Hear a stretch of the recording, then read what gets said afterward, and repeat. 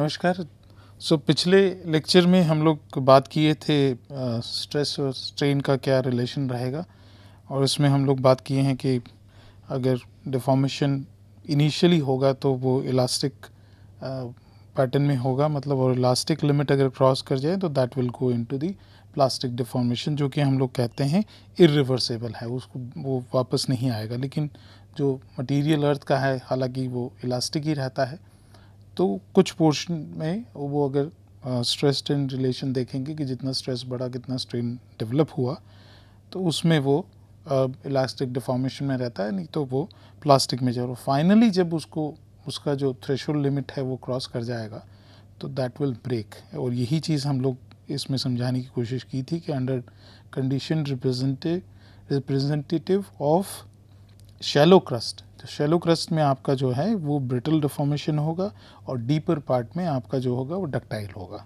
तो आगे देखते हैं कि अगर हम लोग एक ब्लॉक ले लें, रॉक का ब्लॉक ले लें और उसको डिफॉर्म करें, तो यूनिफॉर्म स्ट्रेस के अंदर डिफॉर्म कर सकते हैं, और एक दूसरा होता है हम लोग डिफरेंशियल स्ट्रेस के अंदर, जिसमें सिग्मा 1, सिग्मा 2, सिग्मा 3 की बात करते हैं, जो म्यूचुअली वो एक दूसरे को परपेंडिकुलरली एक्ट करती है करके, वो जियोलॉजिकल कंडीशंस में मेनली लिया जाता है करके।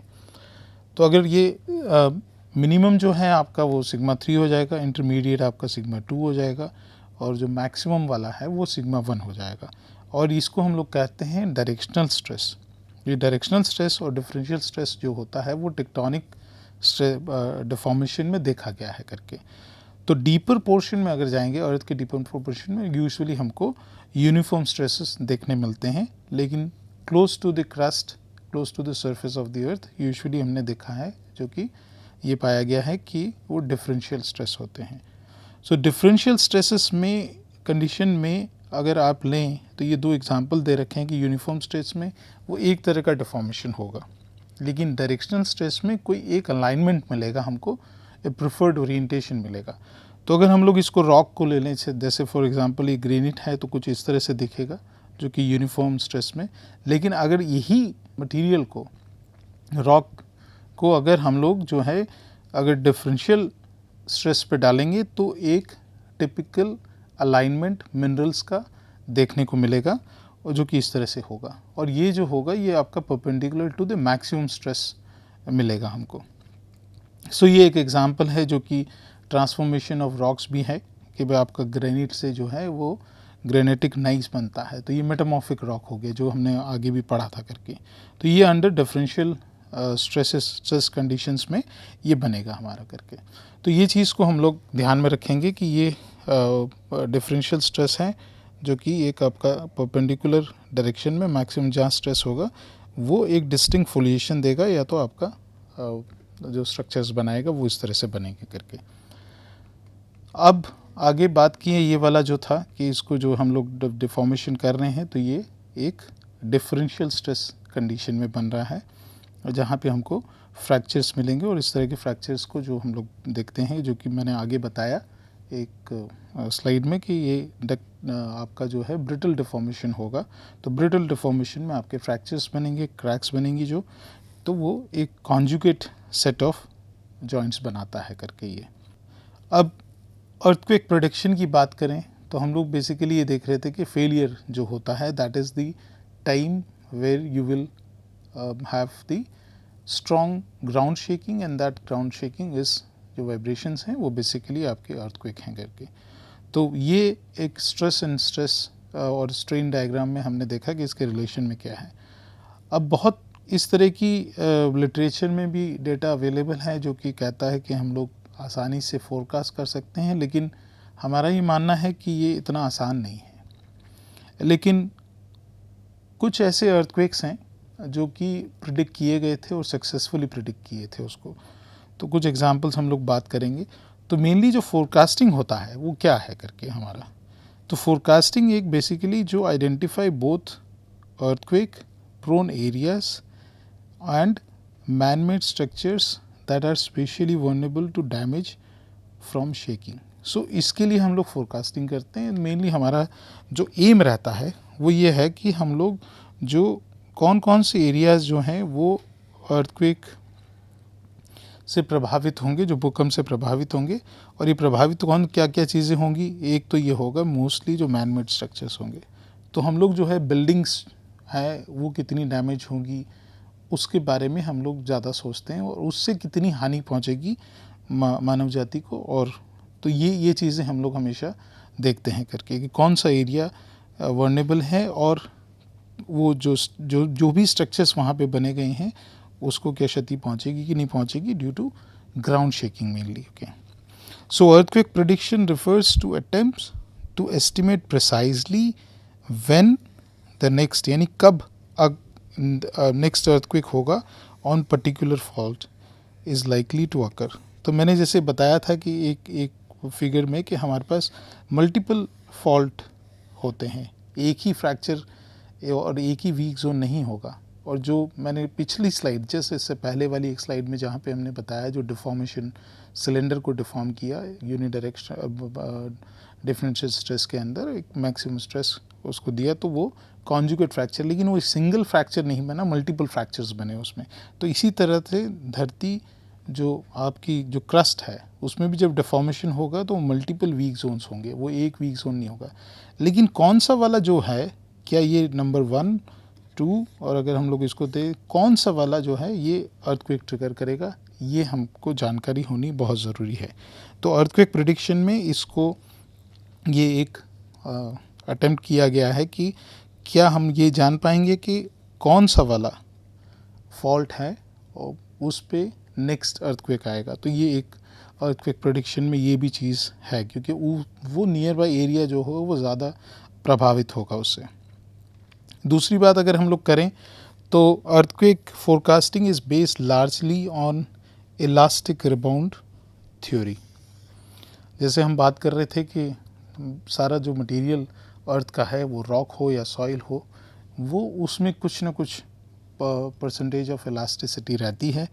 तो ये हमारा इसको किस तरह से हम लोग आइडेंटिफाई करेंगे, तो इसकी कुछ एग्जांपल्स हैं वो बात करते हैं।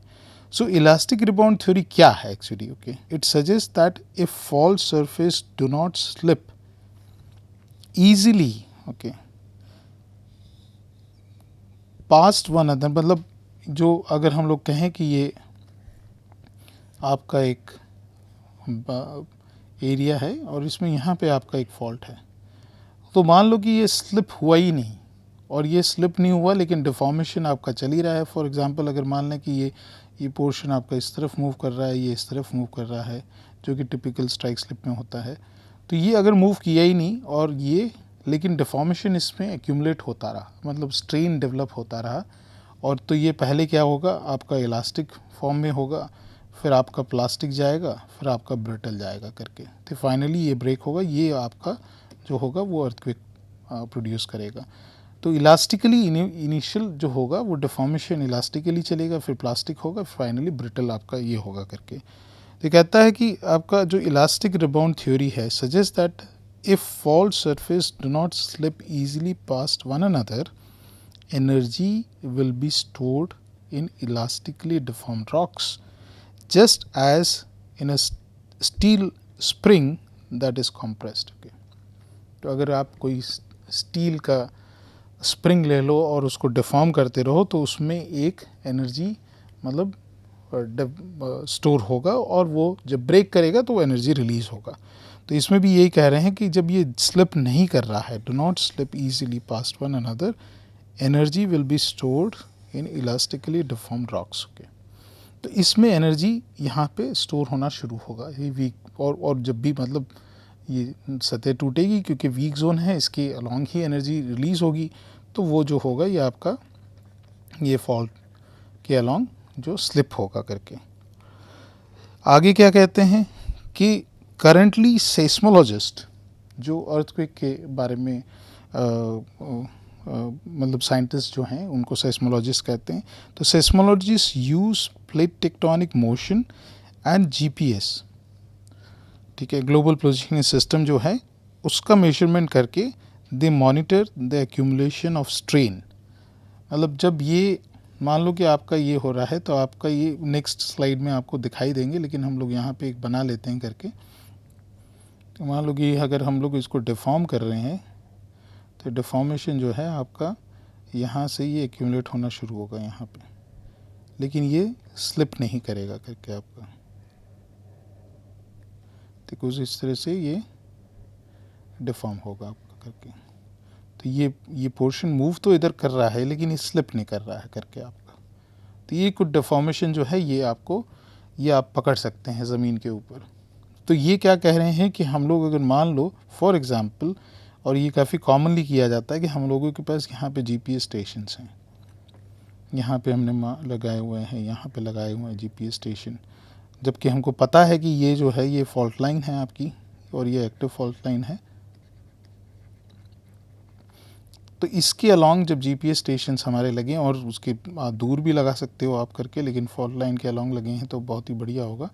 तो ये हमको जब पता है, तो ये जो एक्यूमुलेट स्ट्रेन होगा ये अभी स्लिप नहीं हुआ है, तो ये हम लोग पता लगा सकते हैं जीपीएस से, बिकॉज जीपीएस जो है वो 24/7 आपको मिलीमीटर एक्यूरेसी पे उसके कोऑर्डिनेट्स देगा। तो वो कोऑर्डिनेट्स चेंज होंगे ओवर द ईयर्स। ओके, और अर्थक्वेक आने की जो साइकिल है वो ये देखा गया है कि वो बहुत करीब मतलब छोटी नहीं होती है, काफ़ी बड़ी होती है, करीब 200 साल, 400 साल, 500 साल का होता है।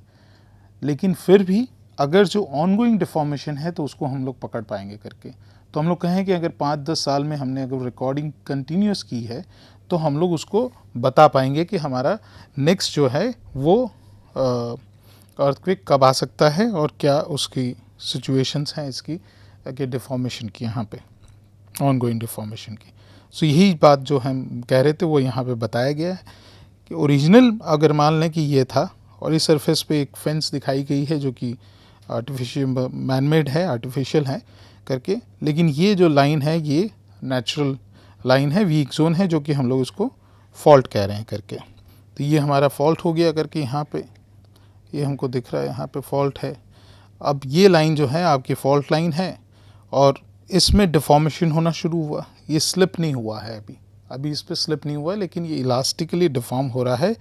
तो ये बी वाला दिया है कि the rock near a fault are slowly bent elastically, ये इंपॉर्टेंट है हमारा।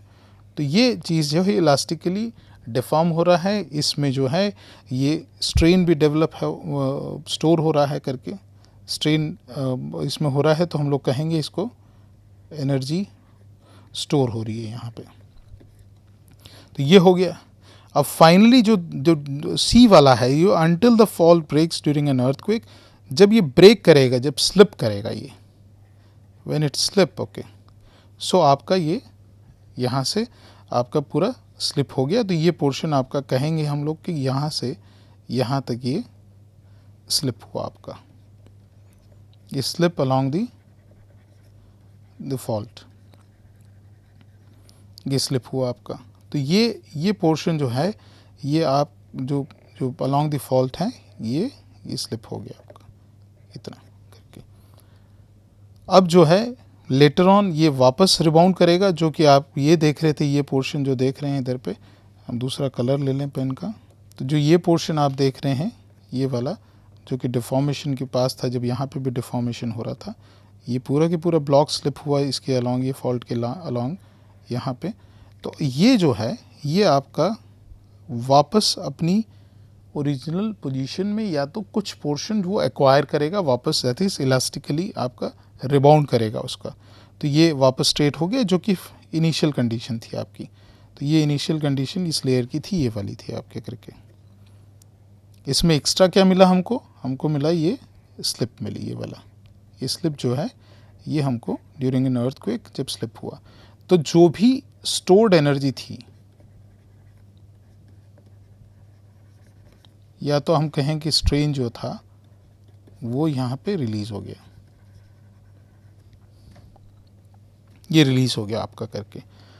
सो when the rock on each side slip past each other revealing the आपका स्ट्रेन, मतलब रिलीजिंग द स्ट्रेस, जो भी आपका एनर्जी स्टोर हुआ था वो रिलीज हो गया यहाँ पे। तो ये टिपिकली आपका जो कहते हैं कि इलास्टिक रिबाउंड थ्योरी है। तो अगर मान लो कि आपके जो स्टेशंस हैं वो अगर हमारे यहाँ पे बैठे हुए हैं करके, तो इस मान लो कि ये लोकेशंस में हमने स्टेशंस लगा रखे थे हमारे, यहाँ पे एक लगा हुआ है, यहाँ पे अक्रॉस एक लगा हुआ है करके, तो इस तरह की जो स्टेशंस लगे हैं, तो ये आपकी जैसे जैसे ये मूव कर रहा है यहाँ पे ये भी मूव कर जाएंगे करके। तो इसकी लोकेशंस जो हैं, इसके कोऑर्डिनेट्स जो हैं, कोऑर्डिनेट्स जो हैं वो चेंज होंगे, ओके, ये चेंज होते रहेंगे। और ये प्रिसिशन जो है मैं कह रहा हूँ कि ये मिलीमीटर एक्यूरेसी पे है करके। तो ये इससे हम लोग पता लगा सकते हैं कि कितना डिफॉर्मेशन हुआ है और किस फॉल्ट लाइन पे हुआ है। जैसे हम लोग कह रहे थे कि मल्टीपल फॉल्ट लाइंस होती हैं यहाँ पे, ये फॉल्ट लाइंस हैं आपकी मल्टीपल, तो इस पे कितना स्लिप हुआ, इस पे कितना हुआ। तो हम लोग जो है अक्रॉस, अगर जीपीएस स्टेशंस लगे हैं अक्रॉस इसके, तो जो भी अगर ये मूवमेंट ऐसे हो रहा है या ऐसे हो रहा है करके, या मतलब दूसरी डायरेक्शन में हो रहा है, जैसे लेफ़्ट लेटरल हो रहा है करके मान लो कि आपका ये हो रहा है, या तो आपका यही डायरेक्शन में डिफॉर्मेशन हो रहा है, तो वो आप सारा मेजर कर पाएंगे करके। सो जीपीएस आजकल जो है काफ़ी महत्वपूर्ण रोल प्ले कर रहा है करके, जिससे मेजरमेंट्स करते हैं हम लोग करके। ये भी एक एग्जांपल है जो कि दिखाया है सैन एंड्रियास फॉल्ट सिस्टम का, फॉर कि आपका डिफॉर्मेशन होना शुरू हुआ, और ये जो ये था आपका डिफॉर्मेशन, ये चेंजेस जो पाए गए आपके लैंड सरफेस पे, और जो आर्टिफिशियल मैनमेड स्ट्रक्चर था वो भी आपका टूटा, लेकिन अभी भी ये स्लिप नहीं हुआ है करके। और फाइनली जब स्लिप होगा along this line, that is your fault line, तो इस तरह का ब्रेक होगा करके। सो ये बेसिकली जो है इलास्टिक रिबाउंड थ्योरी बता रहा है करके। ये एग्जाम्पल जो दिखाया गया है ये 1906 में सैन एंड्रियास फॉल्ट सिस्टम पे जो भूकंप आया था उसका है, जहाँ पे ये फॉल्ट है आपका, यहाँ से जा रहा है ये, और ये आपका जो था ये ऑफसेट है यहाँ से यहाँ तक, ये जो फेंस थी वो डिस्प्लेस हो गई है। तो ये दिखाया है ऑफसेट कितना हुआ था आपका, ऑफसेट एंड डिस्प्लेसमेंट ये करीब करीब जो था ये पाया गया कि 2.6 मीटर का डिस्प्लेसमेंट हुआ था इसमें करके। तो इस तरह की चीज़ें जो हैं, अगर हमको पहले से ही हम लोग इसको इस इंफॉर्मेशन को जनरेट कर पा रहे हैं, तो we will be able to predict the earthquake. Not exactly हम लोग उसका डेट नहीं दे पाएंगे, लेकिन हाँ ये कह पाएंगे कि इस एरिया में ये अर्थक्वेक आ सकता है। और अगर हिस्टोरिकल डेटा है हमारे पास तो हमको ये भी आइडिया लग जाएगा कि, और अंदाज हम लोग लगा सकेंगे कि भाई पहले कितने मैग्नीट्यूड का अर्थक्वेक आ चुका है इस पे, इसी फॉल्ट पे, और भविष्य में जो अगर ये स्लिप हो रहा है क्योंकि डिफॉर्मेशन चल रहा है उस पर, स्ट्रेन डेवलप हो रहा है उस पर, एक्यूमुलेट हो रहा है, एनर्जी एक्यूमुलेट हो रही है, तो आगे जाके वो रिलीज़ भी होगी। तो because it is an on going deformation, तो वो डिफॉर्मेशन रुका नहीं है, तो वो आगे जाके रिलीज़ होगा, तो release definitely that will be in the form of earthquake करके। ये एक एग्जांपल है जो कि यूएस में फॉल्ट लाइन आइडेंटिफाई करने के बाद उसमें उसके आगे पीछे जो और साइड में अक्रॉस द फॉल्ट लाइन कुछ जीपीएस स्टेशंस लगाए गए थे, जिसमें आपका ये लेफ़्ट वाला जो पिक्चर है इसमें आप देख सकते हैं कि ये जो नंबर दिए गए हैं ये नंबर ऑफ़ स्टेशंस हैं, और ये जीपीएस स्टेशंस यहाँ लगाए गए हैं, और ये अलाइन है पूरा आपका, ये देखिए यहाँ पे करके, और ये जो है यहाँ से आपका ये फॉल्ट जा रहा है, तो ये अक्रॉस लगाए गए हैं। हालांकि आप देखेंगे तो ये यहाँ से आपका ये लाइन में चल रहे हैं, लेकिन यहाँ से आपका फिर ये बदल गया करके, ये आपके यहाँ जा रहे हैं करके। ये स्टेशंस हैं आपके, ये छोटे छोटे दिख रहे हैं यहाँ पे, तो ये स्टेशंस हैं आपके। तो ये स्टेशन जो हैं एक ही लाइन में अलाइन किए गए थे, लेकिन ये मूव कर रहा है बिकॉज ये फॉल्ट टिपिकली जो है इसका मोशन है वो राइट लैटरल है, ये इस तरह से मूव करता है करके, ये पोर्शन इस तरफ जाता है, ये पोर्शन इस तरफ जा रहा है करके। अब यही जो पोर्शन है करके इसी जीपीएस को जो है वो लिए गए, और ये मेजर करके पता लगा कि ये डिस्प्लेसमेंट आपका जो है मैक्सिमम डिस्प्लेसमेंट जो ऑब्जर्व किया गया वो 905 मीटर था। एंड पॉइंट ऑफसेट्स जो था, मतलब दूरी पे जो थे उसका जो ऑफसेट था वो करीब 885 था, और ये बेस्ट फिट लाइन से जो निकाला गया फिर उन्होंने वो 784 था। तो ओवरऑल ये कह सकते हैं कि अराउंड 700 मिलीमीटर का या 750 मिलीमीटर के आसपास का डिस्प्लेसमेंट इसमें देखा गया था करके।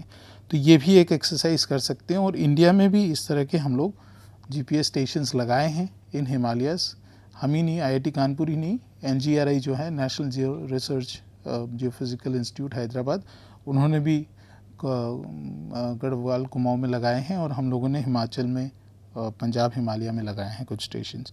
तो हमारा भी यही एम है कि हम लोग प्रिडिक्ट कर पाएंगे आगे के मतलब फ्यूचर अर्थक्वेक्स कब होगा करके।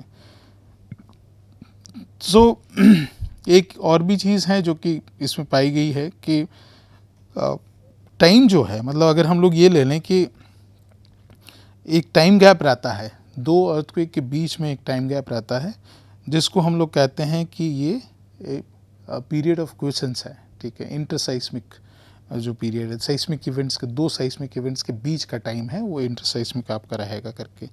तो उसमें एनर्जी डेवलप होती रहती है आपकी। तो ये है जो कहा गया है कि स्ट्रेस ग्रेजुअली बिल्ड्स अप। तो ये समय है जबकि ये एनर्जी डेवलप हो रही है और ये स्टोर हो रही है करके, ठीक है। Due to as tectonic forces deform rocks on either side of the locked fault, क्योंकि स्लिप नहीं हो रहा है। तो हम लोग जो बात कर रहे हैं, कोई भी अगर ये फॉल्ट ऊपर जा रहा है, ये या तो ये ऐसे चल रहा है, तो ये जो है आपका ये फिक्स है, मतलब ये मतलब मूव नहीं कर रहा है, ये लॉक्ड है। तो जब तक लॉक होगा तो डिफॉर्मेशन होता रहेगा करके इसमें। और टाइम आएगा जब थ्रेशोल्ड लिमिट शुरू मतलब आपकी क्रॉस कर गई, जो कि हम लोग बात कर रहे थे कि फाइनल फेलियर। तो ये फेलियर जो है ये आपका अर्थक्वेक होगा।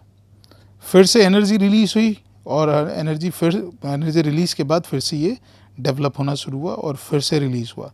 तो ये एक टिपिकल साइकिल देखी गई है कि इस तरह की मिलती है। लेकिन ये एक मॉडल है, लेकिन ये जब हम लोग इसको स्टडी किए हैं डिटेल में, अलग अलग दूसरे लोग भी स्टडी किए हैं, इस तरह की जो स्टडीज़ की गई हैं कि क्या रिकरेंस इंटरवल जो हम लोग कहते हैं इसका, कि एक अर्थक्वेक और दूसरे अर्थक्वेक के बीच का टाइम स्पैन कितना है, क्या वो सेम रहता है। क्योंकि ये जो डायग्राम दिखाया गया इसमें टिपिकल सेम टाइम दिखाया गया कि इतना टाइम यहाँ गया और सेम टाइम जो है इसको भी लगा, दूसरा अर्थक्वेक को, तीसरे अर्थक्वेक को भी सेम लगा। तो बड़ा सिस्टमेटिक अर्थक्वेक्स दिख रहे हैं इसमें, मतलब करके हमको लग रहा है कि नहीं ये टिपिकल, मतलब ये अगर एक 100 साल के अंतराल में आया है तो दूसरा भी उसके 100 साल के अंतराल में आएगा।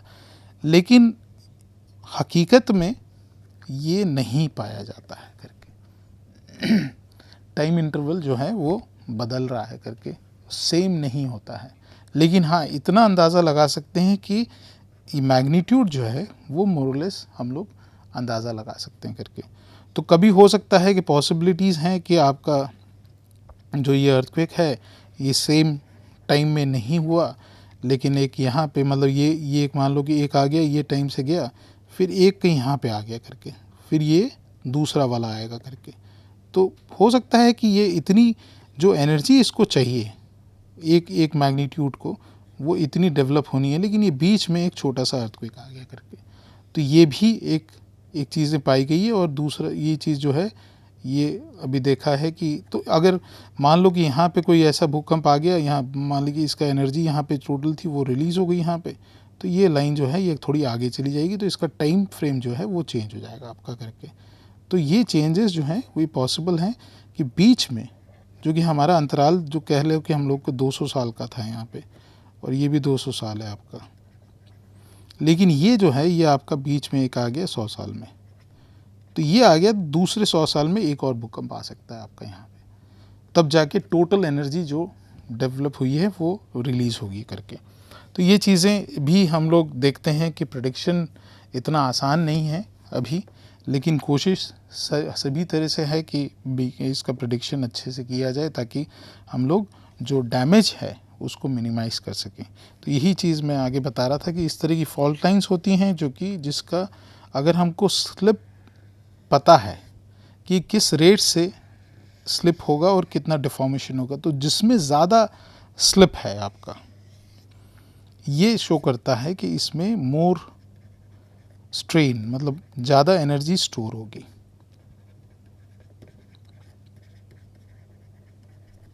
और ज़्यादा एनर्जी स्टोर होगी और जल्दी हो रही है करके, तो इसका इंटरवल लेस होगा बिटवीन टू अर्थक्वेक्स।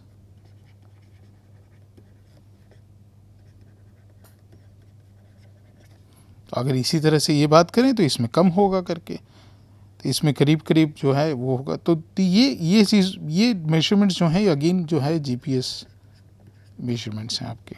तो ये जीपीएस मेजरमेंट से ये पता लगाया गया, और जियोलॉजिकल इंफॉर्मेशन भी इसमें ली गई है, जो कि जिसके बेसिस पे ये स्लिप इसका दिया गया है कि पर ईयर कितना स्लिप करता है। तो ये चीज़ें जो हैं ये हमको एक आइडिया देती है कि इस एरिया में ज़्यादा स्ट्रेन डेवलप होगा, इस एरिया में कम होगा।